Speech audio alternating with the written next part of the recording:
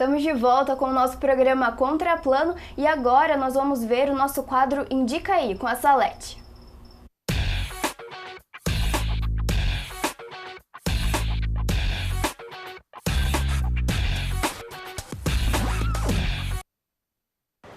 Amigos, eu sou Salete Granato, poeta, membro da Academia Jacarense de Letras, né? E como poeta, eu quero indicar duas músicas para vocês, né? Dizer que eu gosto de rock, né? Preferidos, Beatles, claro. Mas eu quero indicar Marisa Monte. Por quê? São duas músicas, uma quando você está terminando um relacionamento e a outra quando você se apaixona e inicia o seu novo relacionamento, né? Então, a primeira que seria Depois e a segunda, Ainda Bem. Então, são duas músicas muito bonitas que são verdadeiros poemas cantados. Ok? Espero que gostem da dica.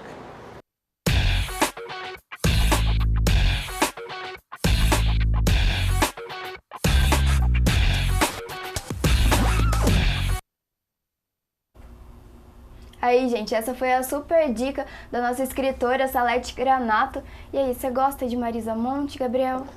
Olha, eu sou mais de sertanejo, confesso. Sertanejo? Sou mais de sertanejo, legal. Mas valorizo, com certeza. Ah, que legal. A gente tem sertanejo, MPB, rock, tem um pouquinho de tudo aqui. Eu gosto muito de Marisa Monte. E voltando então para o assunto, pessoal, hoje aqui no Contraplano nós estamos falando sobre jornalismo esportivo. E quem está aqui com a gente é o Gabriel Dantas, ele que é jornalista e escreveu um livro bem legal, a gente está conversando com ele sobre isso. E, Gabriel, no primeiro bloco do nosso programa, a gente teve um Povo Fala, a gente saiu às ruas para perguntar para as pessoas se elas gostam de futebol ou não. E um dos nossos entrevistados disse que, olhando também para esse ambiente do esporte, do futebol, às vezes os jovens, eles veem no esporte uma forma de sair, por exemplo, de uma vida mais difícil, por exemplo, encontram no futebol uma forma de ascender socialmente, economicamente. Como é que você avalia isso? Tanto a utopia também de ser jogador de futebol, de ganhar muito, essa não é a realidade para todos, né? É verdade, tem casos que tem gente que nasce com a estrela, né? Por exemplo, o Neymar mesmo é um cara que surgiu, né? Só que muitos se espelham nele, talvez para chegar naquele lugar. É muito difícil, infelizmente a gente sabe como é difícil, mas eu tenho certeza que o futebol, qualquer modalidade, ele tem um papel social muito importante. E eu acho que os jogadores dentro de campo também têm. A gente tem visto aquelas cenas, né, de violência no futebol que acontecem de forma muito grande, né, ultimamente. Mas eu acho que o jogador ele tem que ser um fiscalizador social também. Ele tem que ter um papel ativo na sociedade. Porque o comportamento dele dentro de campo influencia quem está fora e quem está assistindo também. Então eu acho que o jogador tem que ter essa responsabilidade também. Você acha que os jogadores não têm esse preparo dentro dos seus clubes? Eu percebo, às vezes eu sinto que talvez o próprio clube, posso estar errado, mas estimula essa rivalidade entre os clubes que geram esse atrito entre os próprios jogadores que passam para as torcidas, né? Não sei qual que é o seu ponto de vista sobre isso. Todos os clubes falam que tem um apoio psicológico, só que eu acho que falta mais. Porque no momento que o sangue ferve ali, ninguém está preparado. E aí acaba partindo para violência, acaba tendo agressões, e isso é muito ruim. Então eu acho que os jogadores não estão preparados para situações de emergência, podemos dizer assim. E eu acho que aí falta mais. E falta um pouco mais de comportamento também do técnico, da comissão técnica, do psicólogo. Se você não está preparado para jogar, então não jogue. Porque acho que talvez as jovens e crianças assistem a partida quando tem alguma briga em campo, acaba passando isso para eles, né? A criança vai jogar na rua, talvez, ela não vai ter, ainda mais que não tem preparo nenhum psicológico, né? E aí acaba acontecendo que os pais tiram as crianças das arquibancadas. É o mais comum. Do pai proteger a criança, tapar os olhos, exatamente para isso, para não ver essas cenas que mancham, né? Querendo ou não, mancham o futebol. Algo que destrói uma coisa que era para ser entretenimento, um momento de lazer, como o pessoal também disse no Povo Fala, não é? Porque hoje você tá de boa no final de semana, se tem um jogo perto da sua casa, você vai lá ver. Só que é triste, você chega lá e vê aquela confusão ao redor do estádio. Você quer levar uma criança, seu filho quer conhecer o estádio, vai no jogo, só que você não sabe se você vai voltar em segurança.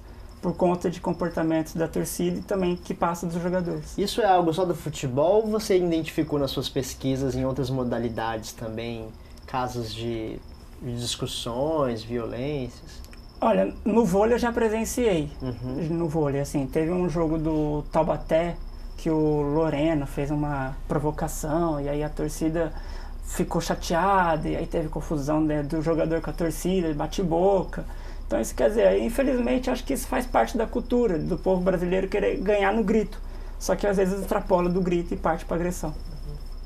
Então vamos sair um pouco desse assunto, né, de violência e vamos olhar também um pouco para o outro lado do esporte, que é então a transformação social. O esporte, assim, mas olhando para as cidades, por exemplo, aqui em Jacareí, nós temos algumas ONGs, algumas associações, pessoas que aprenderam, que sabem praticar algum esporte e vão em alguns bairros mais carentes e começam então a mostrar para as crianças uma outra oportunidade, ou então mesmo uma atividade de lazer, não é nem sempre só porque uma pessoa faz um esporte, ela vai querer seguir naquilo, mas é uma oportunidade de lazer, né? Quando os jovens ficam no ócio, às vezes não tem muita oportunidade de fazer outras atividades, é muito mais fácil se envolver com a violência e outras coisas ruins. Então você acha que o esporte ele também pode ser uma ferramenta de transformação social? Com certeza. E eu acho que aí parte do apoio público, do apoio da comunidade em si, e aí incentivar mais as crianças a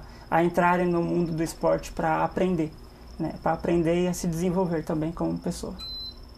Legal, Gabriel. E vamos então falar mais um pouco do seu livro, o que você acha? Fala um pouco mais pra gente sobre a escolha desses ídolos. Por que você escolheu esses entre tantos? Tinha muitos, né? Só que aí eu falei, eu não queria fazer um livro muito grande e cansativo, né? Então eu decidi fazer um livro mesmo pequeno. E aí selecionei de acordo com pesquisas mesmo, né? Eu vi quais eram as pessoas mais citadas em cada modalidade do passado e falei, bom, acho que chegamos a um consenso muito bom de números suficientes para fazer um bom projeto, né? E aí foi selecionando mesmo, sentei em frente ali ao computador e aí comecei a escrever, vendo ali, pegando informações, fazendo citações, né, de livros que eu já tinha em casa, pegando de outros livros emprestados também, para a gente fazer um projeto que ficasse agradável para todo mundo. E aí no fim, depois de lançado, você teve uma surpresa, né? Que um jornalista famoso citou seu livro. É verdade. Em 2013, mais ou menos, eu fiz uma entrevista, né, com o Milton Neves, que é o apresentador lá da Band. E aí, depois que meu livro foi publicado, eu falei assim, mandei um e-mail para ele para ver se havia a possibilidade, né, dele divulgar. E ele falou assim, mande um exemplar para mim que vou divulgar. E aí, no domingo, né, no intervalo do programa, ele aparece com o meu livro e divulga. Então foi uma emoção assim, muito forte, fiquei muito feliz e estou muito satisfeito. Que legal. E onde as pessoas podem encontrar seu livro?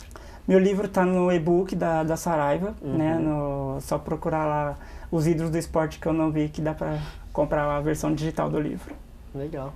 E Gabriel, agora já que a gente falou, né, sobre o Milton Neves também, outra polêmica que aparece bastante nesse meio do jornalismo esportivo é que, por exemplo, pessoas que não são jornalistas, às vezes são ex-jogadores, passam a ser comentaristas ou então trabalham ali com jornalismo. Você, jornalista formado, o que você acha disso? Eu acho bom por um lado, mas ruim por outro. Eu acho bom porque o jogador ele conhece o vestiário, ele conhece um pouco dos bastidores do que acontece. Então, ele poder compartilhar com as pessoas que estão assistindo em casa o seu conhecimento como boleiro, eu acho isso muito bom. Eu acho que aproxima mais do público. Mas, compensação, tira de quem é jornalista formado uma oportunidade de querer mostrar seu trabalho. Então, eu acho que tem que haver hoje uma igualdade. Uma igualdade. Tem que ter eu acho que sou a favor de transmissões, ter ex-jogadores, mas também precisa ter aquele jornalista formado, aquele estudioso que gosta de estudar análise, função tática, esquema tático, também precisa ter. Sim, e tem um trechinho aqui do seu livro que eu gostei bastante, pessoal, tá no prefácio, que é assim, vou ler para vocês. O nós vinha antes do eu, a medalha vinha antes do marketing, o título vinha antes da fama, o tempo onde o esporte era levado a sério não como um negócio, uma empresa ou um contrato, mas um ideal, um estilo de vida. Eu gostei bastante desse trecho. Você fala então um pouco do esporte, principalmente se nós formos observar o futebol, que ficou tudo muito mercadológico. Então, às vezes, se você olhar para os times, você não vê tanto mais aquilo do o talento e as pessoas. Alguns esportistas são muito mais valorizados do que outros, então você acha que essa parte mercadológica, do lucro, do dinheiro, tem tirado um pouco do prestígio do futebol e do que ele realmente era? Com certeza. O prefácio foi escrito, né, pelo Rodrigo Bueno, que é um jornalista que eu tinha contato lá da Fox Sports. E foi mais ou menos isso, porque hoje a gente vê que tem as arenas, né? Todo lugar hoje tem as arenas. Isso acaba afastando um pouco, né, do público, que é um torcedor mais raiz, né, que gosta da arquibancada. Hoje é muito cadeira, né? E hoje, que esse negócio de sócio torcedor e tal, acaba afastando um pouco do torcedor que é mais humilde, que não tem condição de ir. Então, acho que isso da questão do marketing foi por um lado, porque aumentou a visibilidade dos clubes, mas por outro, acho que afastou um pouco a identidade do torcedor com aquele clube. E você vê uma forma de retroceder a isso, ou então uma forma de, por exemplo, mesmo através do jornalismo, darem outros direcionamentos para esse caminho que o jornalismo esportivo tem tomado mesmo, e para o esporte como um todo, de muita fama, são as notícias que não dão valor para todos os esportes de uma forma total e que às vezes fazem polêmica em cima de um caso. Eu torço para que mude, né, esse comportamento do jornalista e do jornalismo, né? Mas é difícil, né? Infelizmente, nessa área de tecnologia e tudo mais, que qualquer pessoa publica uma coisa na internet e já vira notícia. Então, eu acho que fica meio difícil. Acho que precisa passar por um manual de redação mesmo, mudar, né? Mas aí, quem sou eu para falar, né? Mas se fosse eu, assim, eu mudaria um pouco essa questão de comportamento dos jornalistas em relação a algumas notícias. Tem que separar do que é notícia e do que é notícia. E você, como jornalista, então, qual que são os seus próximos passos? Pretende escrever um novo livro? Pretendo lançar um livro, sim, continuar nessa área de esportes, que é uma área que eu gosto bastante. Vamos ver aí o que pode sair de projetos novos. Você fez o seu trabalho de conclusão de curso, foi também sobre jornalismo esportivo? Foi, eu fiz uma grande reportagem impressa, né, para a revista, contando sobre o jornalismo esportivo em São José dos Campos, que eu citei o futebol, né, o basquete e a natação, que são modalidades muito faladas, né, em São José, muito abordadas, e que têm um histórico muito importante. A natação foi bem famosa, né, mas agora está meio um pouquinho esquecida, né? Sim, a Fabiola Molina, né, que disputou Olimpíadas e tudo mais. Hoje, infelizmente, não é um esporte de alto rendimento, assim como o basquete também não é mais, agora que está voltando, né? E o futebol, infelizmente, vive uma fase muito difícil, né, com os dois clubes da cidade estando na última divisão do Campeonato Paulista. Qual que é o Paulista. parâmetro geral do esporte, de todas as modalidades que você fez na pesquisa? O parâmetro é que nas grandes capitais ele é forte, né? Apesar de todo esse problema de divulgação e tudo mais. O que preocupa é o futebol do interior mesmo, que clubes estão tentando se sobreviver, mas que a realidade financeira é totalmente diferente. Você chegou a pesquisar alguma coisa ou estudar sobre a falta de patrocínios? Que nós temos diversas indústrias grandes aqui na região do Vale do Paraíba, né? E eu acho que nenhuma delas patrocina esporte, projetos culturais, são bem poucos. Verdade, teve uma época, né, que São José era patrocinado por uma empresa e tudo mais, só que hoje, por falta também da competência mesmo do time, acabou perdendo todos esses patrocínios e está tentando reerguer, né? E é muito difícil isso, né? Será que os empresários, se eles percebessem que há um potencial transformador, né, tanto dos praticantes de esporte ou da comunidade local, elas não poderiam incentivar e os esportes crescerem, talvez? Eu acho que sim, eu acho que um bom exemplo é Taubaté, né? O vôlei de Taubaté é muito forte, porque as empresas acreditaram no projeto e estão lá desde a sua fundação, desde 2014.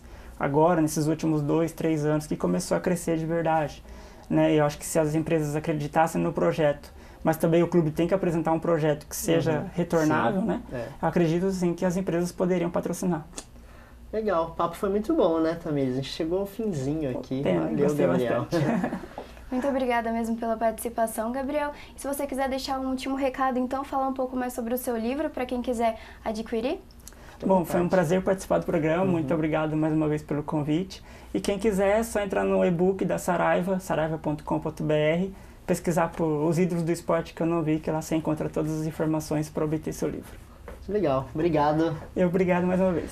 E valeu você que acompanhou a gente até o finalzinho aqui, né, Tamiris? Isso mesmo, pessoal. Muito obrigada pela companhia. Esse foi o nosso programa Contraplano de hoje, falando sobre jornalismo esportivo. É isso aí, continue acompanhando a gente pelo YouTube, pelo Facebook. Nós temos todos os programas lá, as antigas temporadas também. E é isso, nos vemos no próximo episódio. Tchau, pessoal.